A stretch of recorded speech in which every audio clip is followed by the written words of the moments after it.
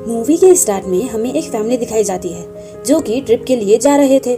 इस फैमिली में husband wife और उनके 2 बच्चे होते हैं, जिसमें उनकी बेटी का नाम मैडिक्स होता है। वो लोग इस फैमिली ट्रिप के लिए काफी खुश और काफी ज्यादा एक्साइटेड होते हैं। उन दोनों हस्बैंड वाइफ ने अपने डाइवोर्स से पहले अपने बच्चों के लिए ये ट्रिप प्लान किया था। रिसोर्ट पहुंचकर वो लोग सबसे पहले फ्रेश होते हैं, जहाँ पर उन्हें पीने के लिए कुछ ड्रिंक्स दिए जाते हैं। वहाँ बैठकर मैडिक्स और उसका भाई गेम भी खेल रहे थे और वहीं मैडिक्स का भाई और बच्चों से मिलता है जो कि अपनी अपनी फैमिली के साथ वेकेशंस पर आए हुए थे। रिसोर्ट के मैनेजर के कहने पर वो लोग बीच पर जाने का प्लान बनाते हैं। यहाँ पर एक और फैमिली भी होती है जिनमें एक मैरिड कपल होता है और उसमें वाइफ का नाम क्रिस्टल होता है और क्रिस्टल का हस्बैंड एक सर्जन था जो अपनी मदर और 6 साल की बेटी के साथ यहाँ पर आया हुआ था। ये लोग भी बीच पर जाने के लिए तैयार थे। वो सब एक बस में बैठकर बीच के लिए निकल जाते हैं। वो लोग जंगल के बीच बने रास्ते से गुजरकर बीच तक पहुँच जाते हैं। ये लोग वहाँ जाकर बहुत खुश होते हैं क्योंकि उन्हें ये बीच बहुत पसंद आता है। फिर सब लोग अपने अपने हिसाब से सेटल होने लगते हैं और वहीं पर हमें एक और कपल मिलता है जिनमें वाइफ का नाम पैट्रिशिया था। इसके बाद बच्चे इधर उधर भागने लगते हैं, लेकिन इसके बाद उन्हें बीच पर से अजीबोगरीब चीजें मिलना शुरू हो जाती है और वो लोग सोचते हैं कि आखिर पहले के आए हुए लोग यहाँ पर ये चीजें क्यों छोड़ कर गए हैं। इसके बाद मैडिक्स का भाई पानी में नहाने के लिए चला जाता है, जहाँ पर उसे एक लड़की की डेड बॉडी मिलती है, जिसे देखकर वो काफी ज्यादा डर जाता है और चिल्लाते हुए पानी से बाहर आ जाता है। तभी उसकी मदर भी वहाँ आ जाती है और वो लोग डेड बॉडी को मिलकर पानी से बाहर निकालते हैं। तभी इस मरी हुई लड़की का फ्रेंड मिडवेपर वहाँ पर आ जाता है, जो सबको बताता है कि मैं कब से अपनी फ्रेंड यानी इसको ढूंढ रहा हूँ। अब सब लोगों को यही लग रहा था कि इस लड़की को उसके फ्रेंड ने ही मारकर पानी में बहा दिया है, लेकिन वो उन्हें यकीन दिलाने की कोशिश करता है कि मैंने ऐसा कुछ भी नहीं किया। अब वो लोग इस डेड बॉडी को कपड़े से कवर करके वापस अपनी अपनी जगह पर आ जाते हैं। तभी क्रिस्टल अपने हस्बैंड यानी उस सर्जन को आकर बताती है कि तुम्हारी मदर की तबीयत ठीक नहीं है। और जब वो सर्जन अपनी मदर के पास जाता है तो वो उसे पहले से भी ओल्ड दिखती है। वो अपनी मदर को बचाने की कोशिश करता है, लेकिन उसकी मदर नहीं बच पाती, जिसकी वजह से उनकी वहीं पर ही मौत हो जाती है। उधर पैट्रिशिया का हस्बैंड ट्रीज को काटकर बनाए गए रास्ते से बाहर निकलने की कोशिश करता है, लेकिन तब भी उसे चक्कर आने लगते हैं और वो वहीं पर बीच पर ही गिर जाता है। अब मरी हुई लड़की का फ्रेंड यानी मिडवेपर भी वहाँ से भागने की कोशिश करता है, जिस पर वो सर्जन उसके पीछे भागता है, लेकिन थोड़ी दूर जाने पर उन्हें हेडेक होने लग रहा था, जिसकी वजह से वो दोनों बेहोश हो जाते हैं। दोबारा होश में आने पर वो अपने आप को बीच पर ही पाते हैं। कुछ देर बाद मैडिक्स की मदर को अपने दोनों बच्चे कहीं भी दिखाई नहीं दे रहे थे, इसीलिए वो उन्हें ढूंढते ढूंढते पैट्रिशिया और उसके हस्बैंड के पास आ जाती है, जो कि वहाँ पर बैठकर किसी से बातें कर रहे थे। तब मैडॉक्स की मम्मी उनसे अपने बच्चों के बारे में पूछती है, जिस पर वो कहती है कि देखो ये हमारे सामने ही बैठे हुए हैं, यानी जिनसे वो बात कर रही थी। और जब मैडॉक्स की मदर देखती है तो सच में वो दोनों वहीं पर बैठे होते हैं, लेकिन वो दोनों अब उम्र में पहले से बड़े हो चुके थे। तब ये देखकर मैडॉक्स की मदर परेशान हो जाती है कि कुछ ही घंटे में उसके बच्चे इतने बड़े यानी टीनेजर कैसे बन गए, लेकिन बच्चों को इस बात का अंदाजा नहीं हो रहा था। इतनी ही देर में मैडॉक्स के फादर भी वहाँ पर आ जाते हैं। तब मैडॉक्स परेशान होकर अपने फादर के गले लग जाती है। यहीं पर मैडॉक्स के पापा को भी यकीन नहीं हो रहा था कि वो इतने बड़े कैसे हो गए। अब वो सब लोग ये देखकर काफी परेशान हो जाते हैं। अब आहिस्ता आहिस्ता सब लोगों की उम्र बढ़ने लगी थी। जो पहले से ही बड़े थे उनके फेस पर विंकल्स आने लगते हैं, जिसकी वजह से वो बूढ़े दिखने लगते हैं। सेम इसी तरह बच्चे भी अपनी उम्र से बड़े होते जा रहे थे। इसके बाद मैडॉक्स का भाई और क्रिस्टल की बेटी एक टेंट में चले जाते हैं और बाहर सब लोग ये पता लगाने की कोशिश कर रहे थे कि आखिर ये क्यों हो रहा है और कैसे हो रहा है। तब उस सर्जन को मिडवेपर पर शक होता है, इसीलिए वो गुस्से में मिडवेपर पर अटैक कर देता है, जिससे उसके फेस पर चोट लग जाती है। इसके बाद पैट्रिशिया का हस्बैंड उससे उसका नाम पूछता है। तब वो अपना नाम मिडवेपर ही बताता है और नाम बताते बताते जब वो अपना हाथ अपने फेस से हटाता है तो उसकी चोट बिल्कुल ठीक हो जाती है। वो उन्हें यकीन दिलाने के लिए फिर से सारी कहानी बताता है कि मैं अपनी फ्रेंड के साथ यहाँ पर सिर्फ वेकेशन एंजॉय करने के लिए आया था, लेकिन अचानक से वो गायब हो गई। फिर थोड़ी देर के बाद वो सब कैलकुलेशन करने लगते हैं, जिससे उन्हें पता चलता है कि इस बीच पर आधा घंटा 1 साल के बराबर है। तब ये सुनकर वो लोग घबरा जाते हैं कि अगर 24 घंटे से पहले वो लोग यहाँ से नहीं निकले तो उनकी सारी जिंदगी खत्म हो जाएगी। तभी अचानक से मैडॉक्स की मदर के पेट में दर्द होने लगता है, जिसकी वजह से वो बेहोश हो जाती है। अब क्योंकि क्रिस्टल का हस्बैंड एक सर्जन था, इसीलिए वो उसे चेक करके बताता है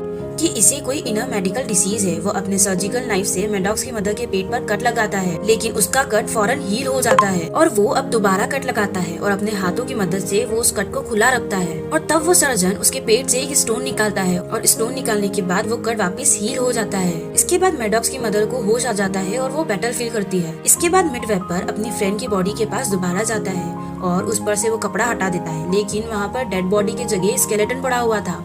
तब स्केलेटन को देखकर मैडॉक्स की मम्मी बताती है कि बॉडी को मरने के बाद सड़ने के लिए कम से कम 7 साल लगते हैं। इसका मतलब ये है कि जब से वो बीच पर आए हैं उन्हें 7 साल का अर्जा गुजर चुका है। लेकिन उनमें से ये बात कोई भी नहीं समझ पा रहा था कि ये सब होने की वजह क्या है। इसके बाद मैडॉक्स का भाई और क्रिस्टल की बेटी टैंक से बाहर निकल कर आते हैं, लेकिन क्रिस्टल की बेटी अब 6 साल की बेटी नहीं रही, वो अब बड़ी हो गई है। और हैरान कर देने वाली बात ये है कि उनका बेबी होने वाला था। और तब ये देखकर उसके पेरेंट्स और ज्यादा हैरान हो जाते हैं कि ये सब इतनी जल्दी जल्दी क्यों हो रहा है। अचानक से क्रिस्टल की बेटी की तबीयत खराब होने लगती है। इसके बाद उसे बेबी हो जाता है और बेबी की बर्थ के बाद उन्हें बहुत ज्यादा जल्दी थी यहाँ से बाहर निकलने की। फिर अचानक से पैट्रिशिया की आवाज सुनकर सब भागते हैं। तब वो देखते हैं कि सर्जन ने मिडवाइपर को मार दिया है, इसीलिए वो सब लोग सर्जन से डरने लगते हैं। लेकिन मैडॉक्स के फादर हिम्मत कर उस सर्जन के हाथ से नाइफ ले लेते हैं। वो सर्जन अब खुद भी काफी बूढ़ा हो चुका था। तब मैडॉक्स की मदर उसे पानी में डूब जाने के लिए कहती है, क्योंकि इसके अलावा उनके पास कोई भी रास्ता नहीं था। लेकिन जैसे ही मैडॉक्स पानी में जाती है तो उसे पैट्रिशिया के हस्बैंड की बॉडी पानी में तैरते हुए मिलती है।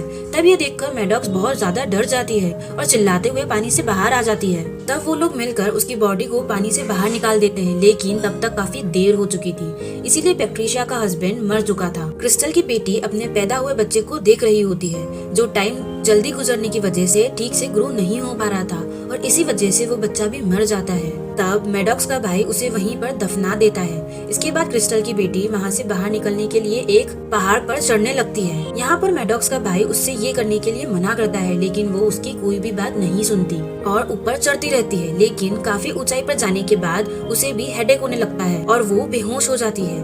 बेहोश होने के बाद वो इतनी ऊंचाई से गिरती है कि उसकी फौरन मौत ही हो जाती है। इसके फौरन बाद पैट्रिशिया की तबीयत भी खराब होने लगती है और उसे यहाँ पर लेप्सी के काफी सटीक झटके लगने लगते हैं। इतने सटीक झटके लगने की वजह से और इससे पहले कि कोई उसकी हेल्प करने के लिए आगे आता, उसके मुंह से झाग निकलने लगता है और वो मर जाती है और सबका डर और ज्यादा बढ़ने लगता है। क्रिस्टल जो काफी ज्यादा खूबसूरत हुआ करती थी, अब काफी ज्यादा बूढ़ी हो चुकी थी।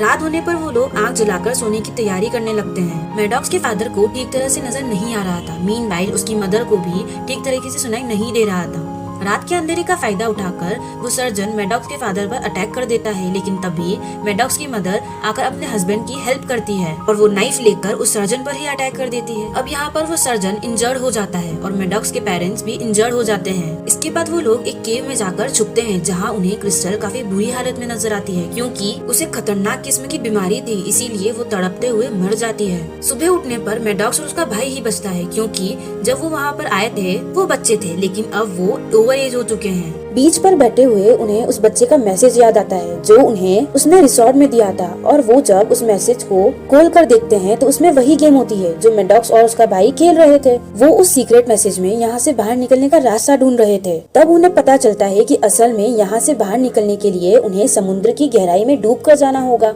और वो लोग ये भी जान गए थे कि अगर वो बेहोश हुए बगैर पानी को पार कर लेंगे तो वो यहाँ से आसानी से बाहर निकल सकते हैं। लेकिन गहराई में जाने के बाद मैडॉक्स के कपड़े कहीं पर फंस जाते हैं, जिससे वो लोग आगे नहीं बढ़ पाते। दूसरी तरफ रिसोर्ट में एक दिन गुजर जाता है और कुछ लोग बीच पर गए लोगों को ढूंढने की कोशिश करते हैं, लेकिन जब उन्हें वहाँ पर कोई नहीं मिलता तो वो लोग ये सोचते हैं कि बीच पर गए सब लोगों की मौत हो चुकी है, और वो आदमी जो बीच पर सबको मॉनिटर कर रहा था वहाँ से निकल कर लैब आ जाता है। वहाँ जाकर हमें पता चलता है कि बीच के लोगों की एज और तेजी से गुजरते टाइम का उनसे कोई कनेक्शन नहीं था, बल्कि रिसोर्ट पहुँचने पर रिसोर्ट मैनेजमेंट ने कुछ ड्रिंक्स अपने गेस्ट को पिलाई थी, जिसके अंदर केमिकल थे जो कि एक टेस्ट करने के लिए मिलाए गए थे। उस रिसोर्ट में आने वाले कुछ मेहमानों को एक्सपेरिमेंट करने के लिए ड्रिंक्स पिलाई गई थी। इस एक्सपेरिमेंट में रिसर्चर ने एक ही दिन में ट्रायल हासिल कर लिया था, जिसको करने के लिए उन्हें बहुत सारा टाइम चाहिए था। लेकिन रिसर्चर इस बात पर खुश होते हैं कि रिसोर्ट के जरिए उन्होंने लोगों पर एक्सपेरिमेंट करके एक ऐसी मेडिसिन बना दी जिससे वो और लोगों की जान बचा सकते हैं। नेक्स्ट सीन में वही वेट्रेस नए आने वाले गेस्ट को वही ड्रिंक पिलाने के लिए ले जा रही होती है, लेकिन तभी उसकी किसी के साथ टक्कर हो जाती है, जिसकी वजह से ग्लास नीचे गिर जाता है और टूट जाता है। असल में टकराने वाला और कोई नहीं बल्कि मैडॉक्स और उसका भाई था। इसके बाद फ्लैशबैक के सीन में दिखाया जाता है, जिसमें पानी की गहराइयों में जाकर मैडॉक्स के कपड़े फंस गए थे। वहाँ पर मैडॉक्स का भाई उसकी हेल्प करता है और अपनी बहन को वहाँ से निकाल लेता है। इसके बाद वो दोनों स्विमिंग करते हुए पानी के ऊपर आ जाते हैं और वहाँ से सही सलामत बच निकलते हैं, और ऊपर से हेलीकॉप्टर निकल रहा था जो उन दोनों को रेस्क्यू करके वहाँ से निकालता है। और फिर रिसोर्ट पहुंचकर वो अपना नाम बताते हैं और फिर उसी बच्चे के पास जाकर उसका दिया हुआ सीक्रेट मैसेज उसे दिखाते हैं। अब मैडॉक्स और उसका भाई उस मैसेज को रिसोर्ट और उसके मैनेजमेंट के खिलाफ पुलिस के सामने एविडेंस के तौर पर शो करने वाले थे और ये भी बताने वाले थे कि उनकी तरह आज तक कितने